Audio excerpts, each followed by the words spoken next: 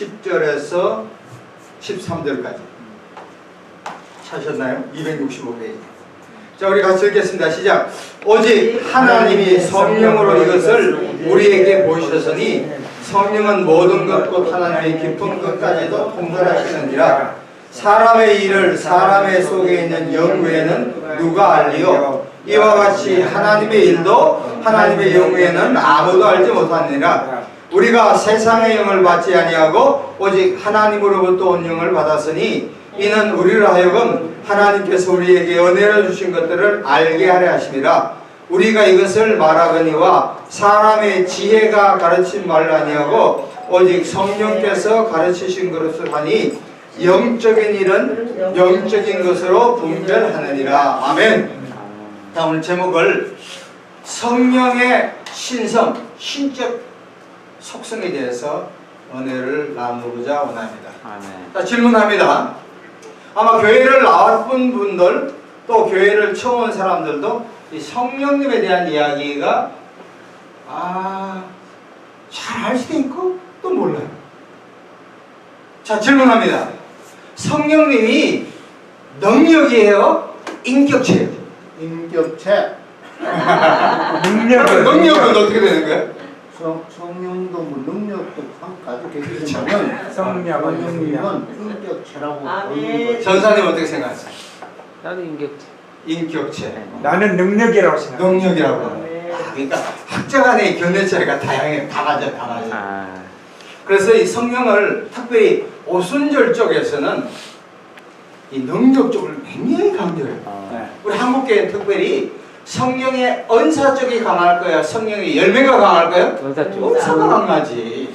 당연히 은사 때문에. 나스절에 예수가 막 있는 따라할처럼 막 이런 거예요. 근데 갈라디아서 5장 22, 23절에서 성령의 9가지 열매 우리 다 합시다. 시작. 사랑, 희락, 화평, 오래 참음, 온유, 등등등 해가지고 9가지.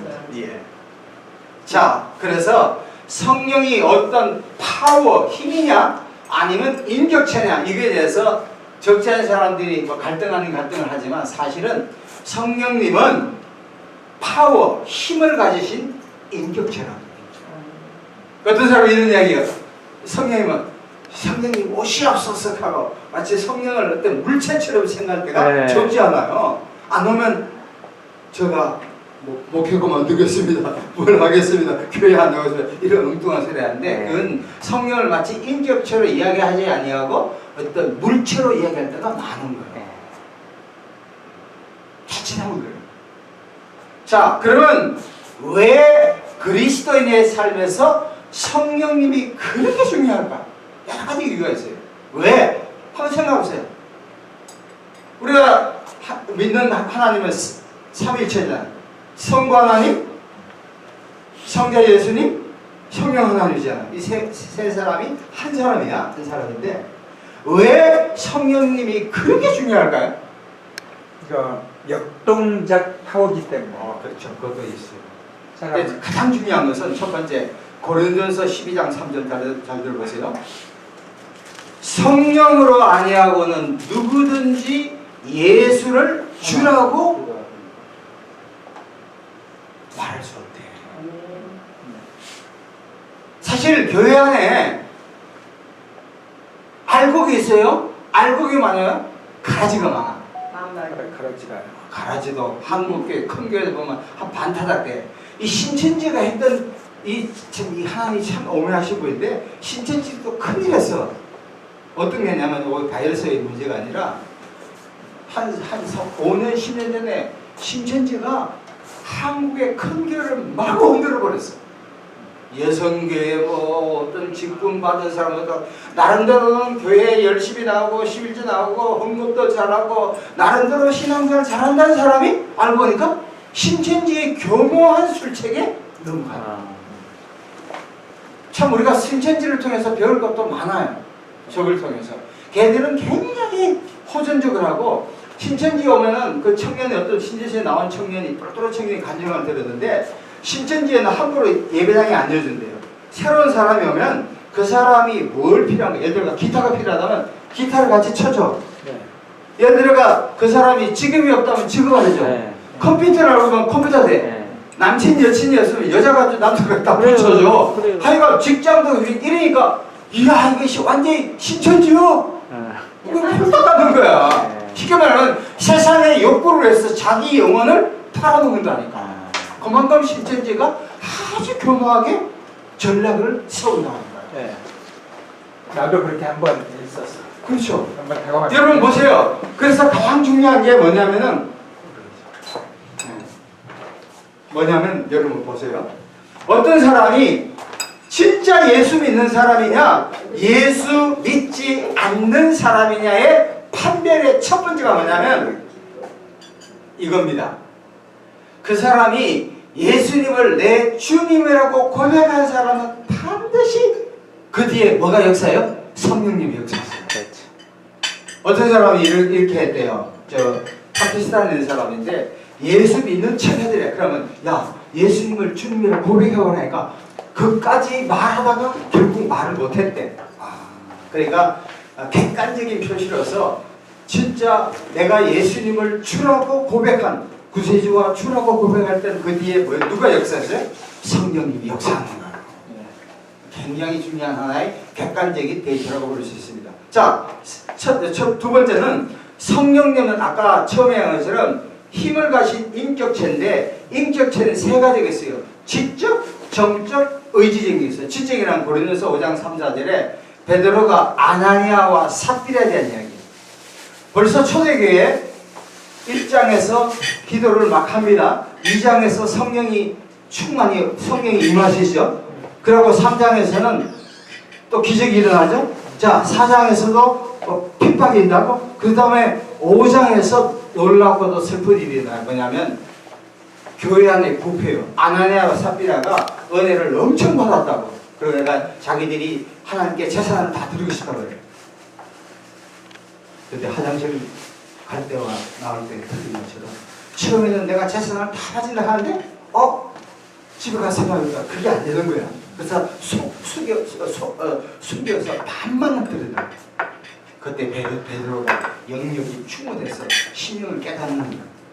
그게 뭐냐면은 베드로가 이르되 아나니아의 어째 사람이 내 마음에 가다가요 너가 성령을 속이게 돼. 성령은 지적인 분이에요. 굉장히 지적인 분이에요. 두 번째는 성령은 감정적이에요. 에베소 4장 32절에 하나님의 성령을 근심하게 하지 말라. 그 안에서 너희가 구원의 내가 인치 받아야 돼. 다시 말하면 우리 그리스도인이 그리스도인답지 않게 살 때 마치 우리가 좌절하고 절망하고 오분의 우파들이 막 좌절하잖아요. 그 뜻은 내 아는 사람은 한국을 떠나가 이민 가고 싶대. 외국 간다고 다 되나? 하여튼 어떻게 되나? 우리 마음이 걱정 근심이 있을 때 성령께서 슬퍼한다.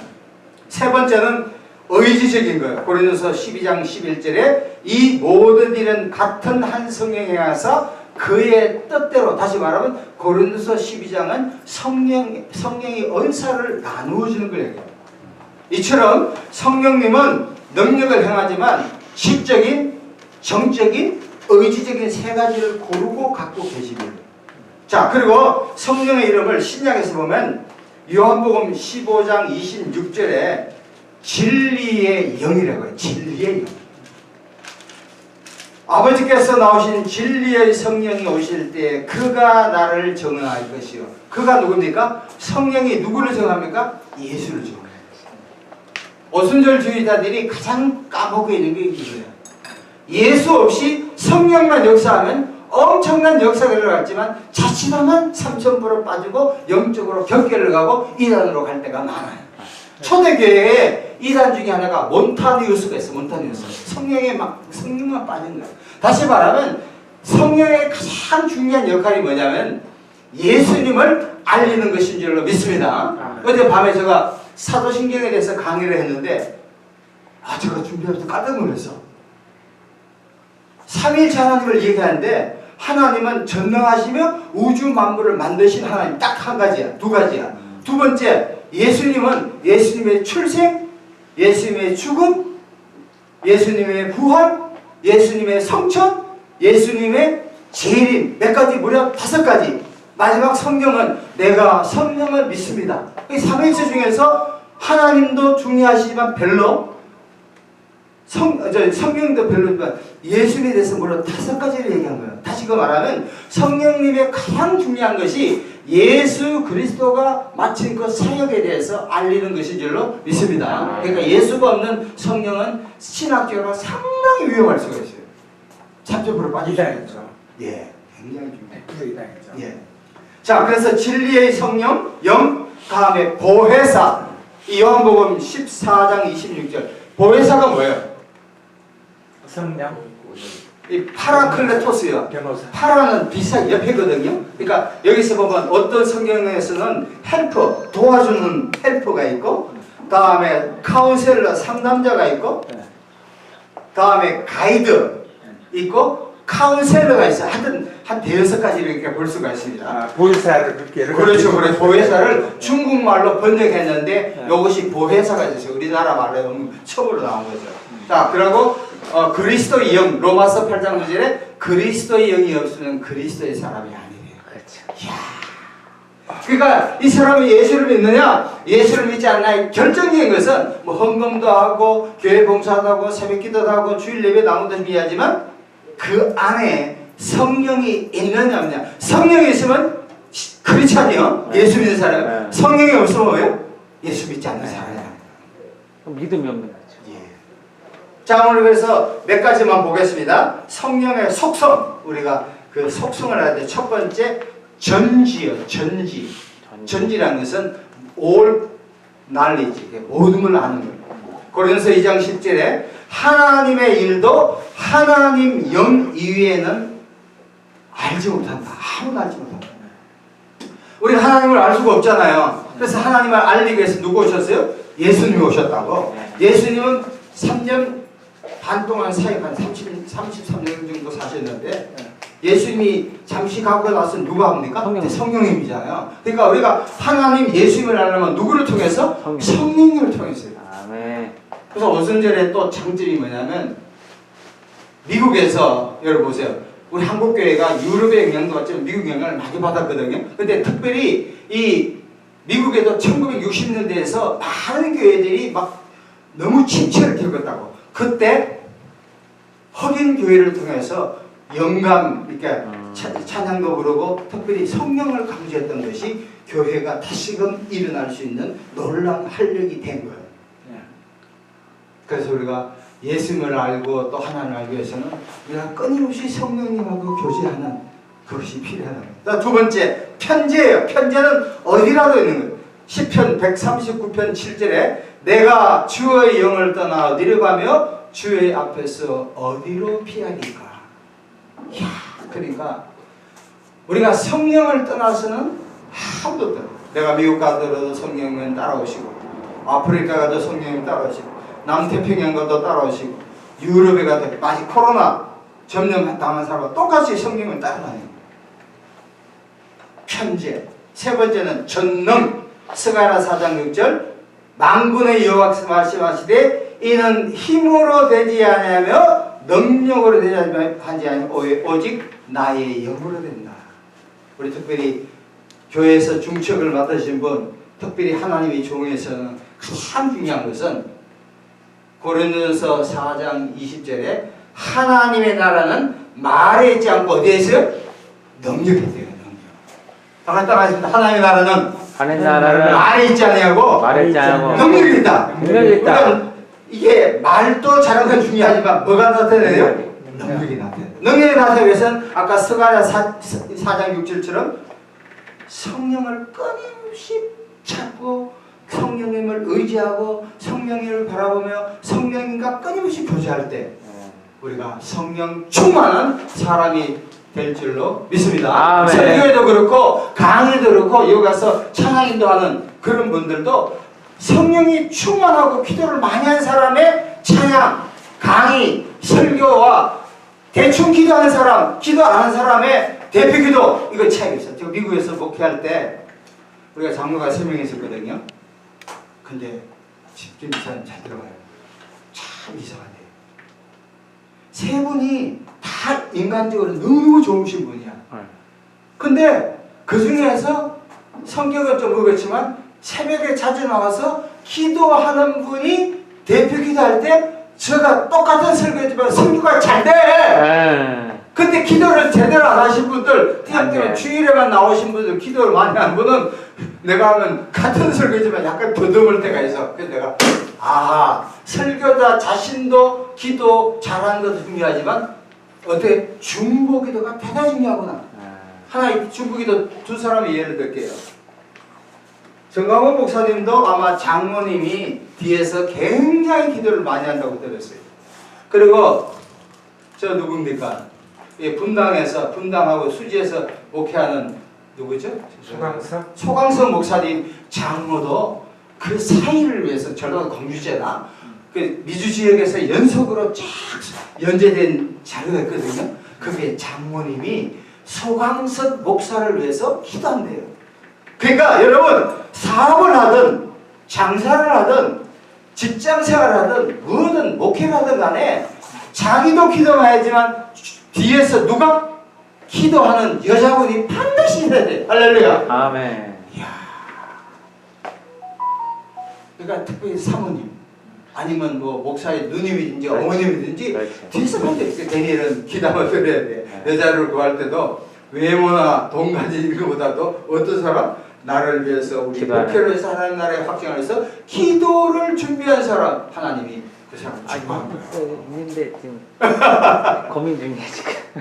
누굴 고를까? 네 번째는 생명이에요. 로마서 8장 2절에 그리스도 예수 안에 있는 생명의 성령의 법이 죄와 사망의 법에서 너를 해방했습니다. 사도 바울이 로마서 7장에 보면 이 죄 문제와 율법 때문에 굉장히 괴로워했어요. 그러면서 7장 14절에 24절에 오라 나는 공고한 사람이다. 누가 나를 이 것에서 벗어나게 했을까? 그러고 나서 로마서 8장 1절이 되면 그리스도에 쓰는 사람은 절대로 정죄함이 없다. 그러고 성령을 통해서 생명의 법이 생긴다. 마지막으로 성경을 만든 베드로후서 1장 21절에 예언은 언제든지 사람의 뜻으로 낸 것이 아니요 오직 성령의 감동하심을 받은 사람이 하나님께 받아 말한 것이다. 여러분 보세요. 하나님이 우리 인류에게 특별히 그리스도에게 최대 축복이 뭡니까? 바이블 성경입니다. 근데 이 성경이 뒤에서 누가 조정했어요? 성령께서 하나님의 감동하심을 받은 사람이 작성했다는 거예요. 그러니까 각자에 따라서 기계적인 게 아니라 각자의 개성에 따라서 마치 마태, 마가, 누가, 요한 보세요. 마태의 직업이 뭡니까? 세금쟁이. 그러니까 마태복음을 보면 굉장히 치밀해요. 마가는 뭐예요? 전도하다가 꼬꾸라졌잖아. 응? 바나바의 생길이자 조카잖아요. 그러니까 약간 급해. 마가복음 보면 16경밖에 안 되면 곧 갑자기 굉장히 행동적이야. 그러니까 약간 감정적이지. 누가는 직업이 뭐예요? 의사이외 역사학자래요. 그러니까 누가복음 보면 굉장히 이 문체가 굉장히 다양하고 내용이 아주 풍성해요. 그리고 병명까지 이야기한다고 의사니까. 마지막으로 요한복음은 이 사람은 마태, 마가, 누가와는 비교할 수 없을 정도로 굉장히 깊어. 그래서 제가 특별히 저도 지금 요한복음을 공부하고 있지만 이야 요한복음은 매우 깊구나. 마가는 직업이 뭐예요? 직업이 없습니다. 선교사죠. 직업 자체가 선교사였어요? 그렇죠. 선교사였죠. 1차 선교에서 그 탈퇴했잖아요. 그거 갖다 돌아가 버렸잖아. 그래서 나중에 디모데후서에 보면 사도 바울이 마가를 하여금 그가 다시 오게 하라. 내가 환영한다. 그렇게 얘기했죠. 마가는 선교사라고 얘기했죠. 자, 결론입니다.